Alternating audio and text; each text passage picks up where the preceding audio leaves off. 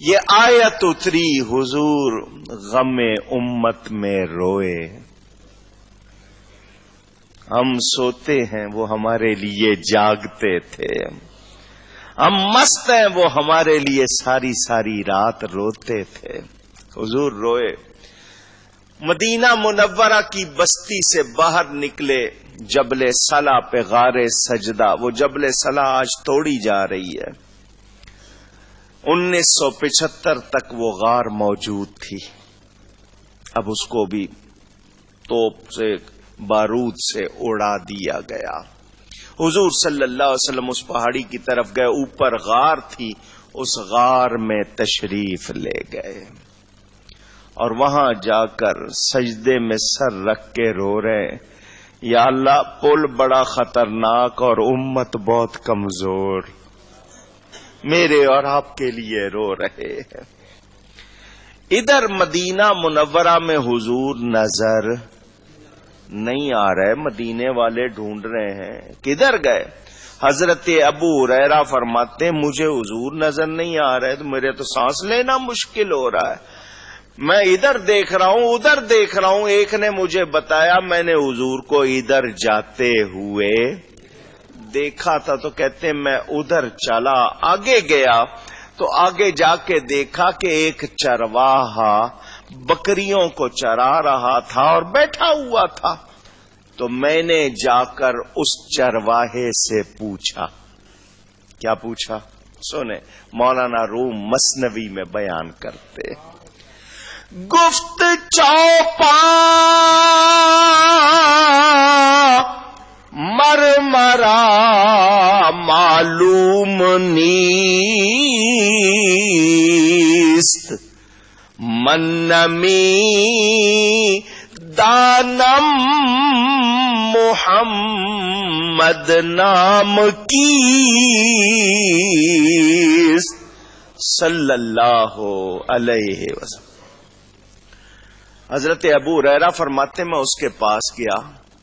او بکریاں چرانے والے، تو نے کہیں دیکھا ہے اللہ تعالی کے نبی حضرت محمد صلی اللہ علیہ وسلم کو؟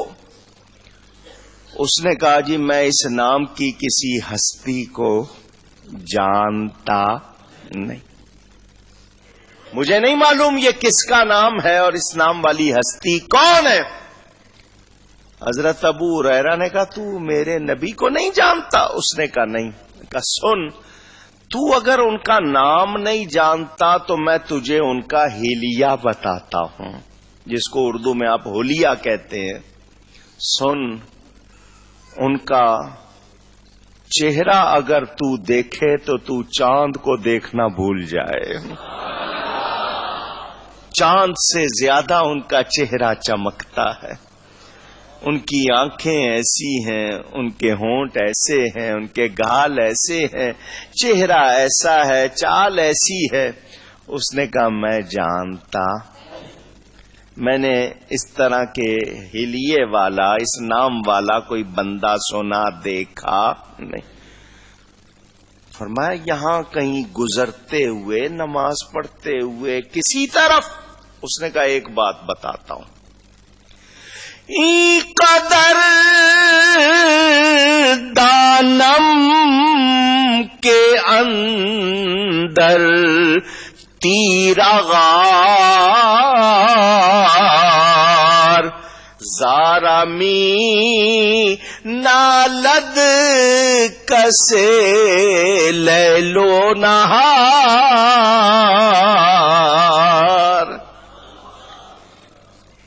اتنا جانتا ہوں یہ سامنے ایک غار ہے، نظر آ رہی ہے نا غار، یہ غار ہے، اس میں ایک شخص صبح و شام رو رہا، صبح و شام رو رہا، دن بھی رات بھی ہر وقت وہ رو رہا. اور میں نے اس کو کچھ کرتے ہوئے نہیں دیکھا، بس آواز آ رہی ہے وہ مسلسل رو رہا. اور اس کے رونے میں اتنا درد ہے، اتنا سوز ہے، اتنا اثر ہے، جانور از نالائے او خستہ اند وز چرا کردن دہن ہا بستہ اند. وہ روتا ہے اس درد سے میرے جانوروں نے کھانا پینا چھوڑ دیا. یہ بھی اس کے ساتھ رو رہے ہیں. میں ان کو سبزے کی طرف چارے کی طرف لے کے جاتا ہوں، دوڑ دوڑ کے اس غار کی طرف جاتے.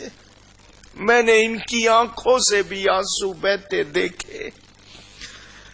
ان کی اس گریہ ازاری نے ان کے منہ بند کر دیے ہیں. ان کو کھانے کی کوئی طلب نہیں ہے.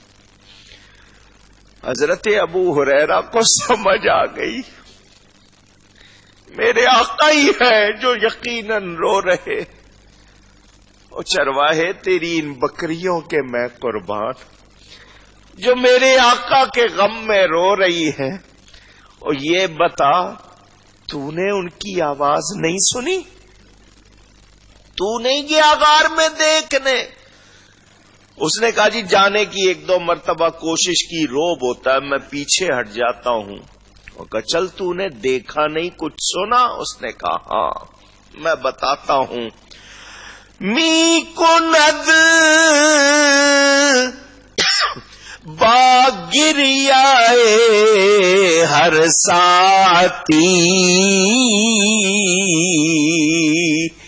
نالائے یا امتی یا امتی.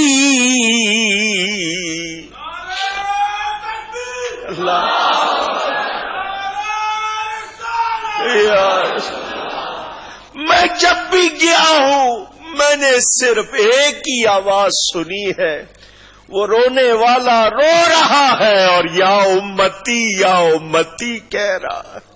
یا اللہ میری امت، یا اللہ میری امت. اب تو کوئی شک نہیں رہ گیا تھا کہ وہ حضور صلی اللہ علیہ وسلم ہی ہے.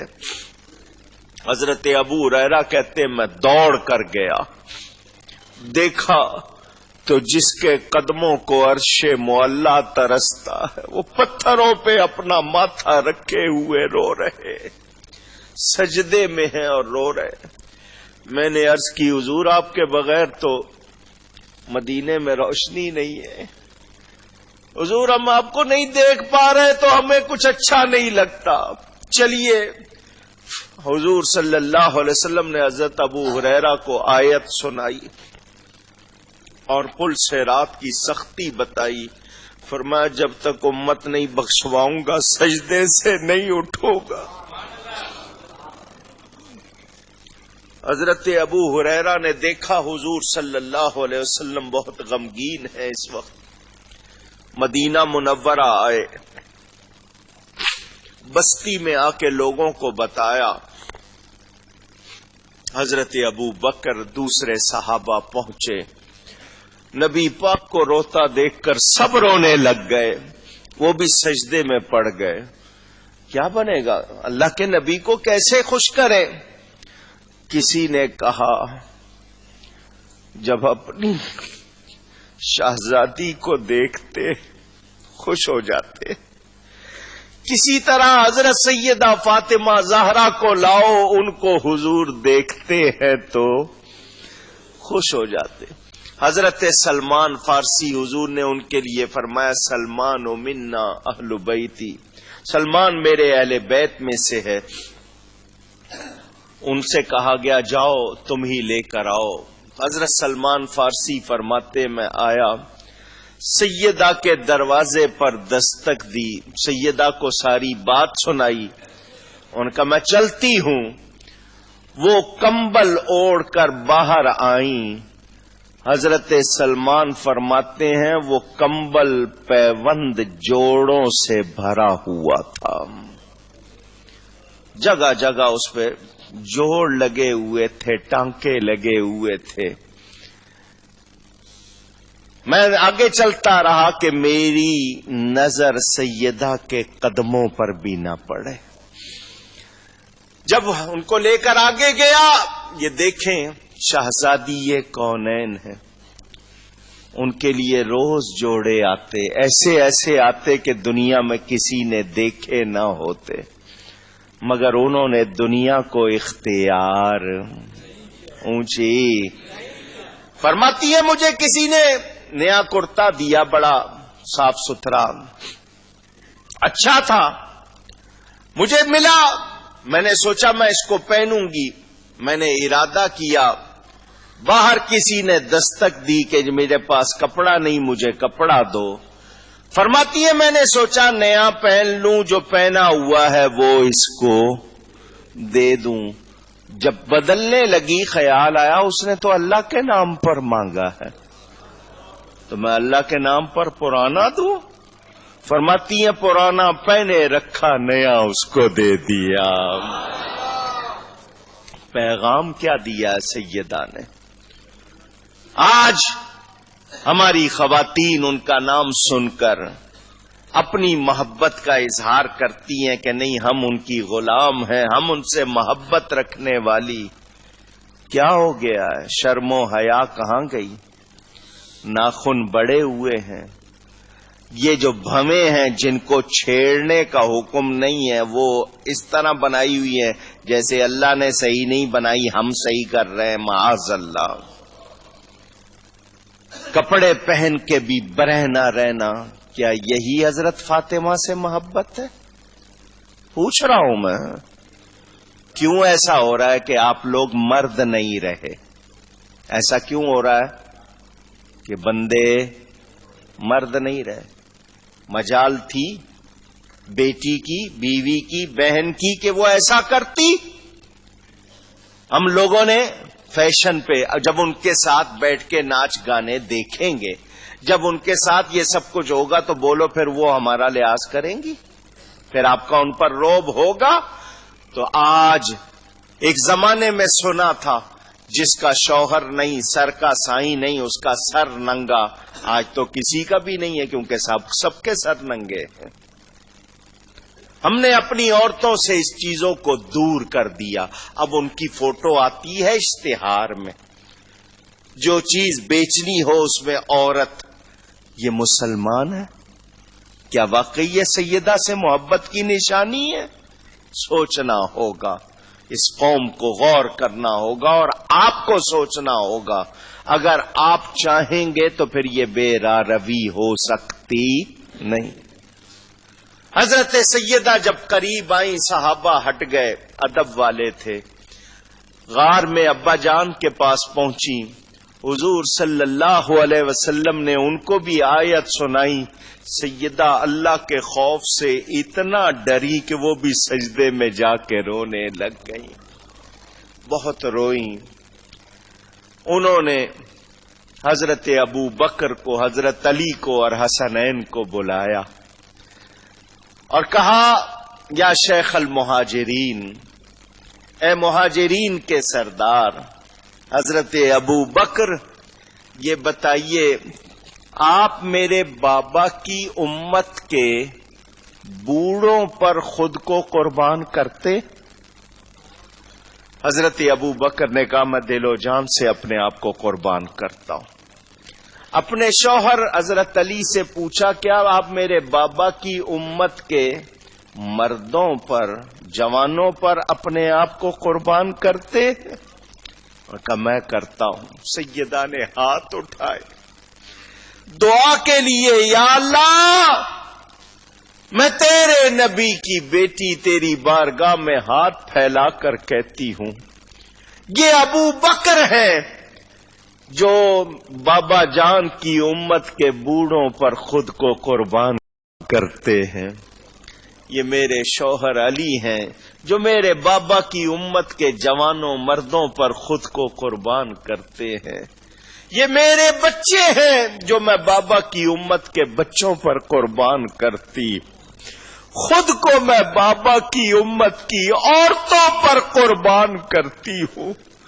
مولا جو سزا دینی ہے ہمیں دے دے، بابا کی امت کو بخش دے۔ سیدہ نے رو کر جب یہ کہا، کیا کیفیت ہوئی ہوگی صحابہ کی۔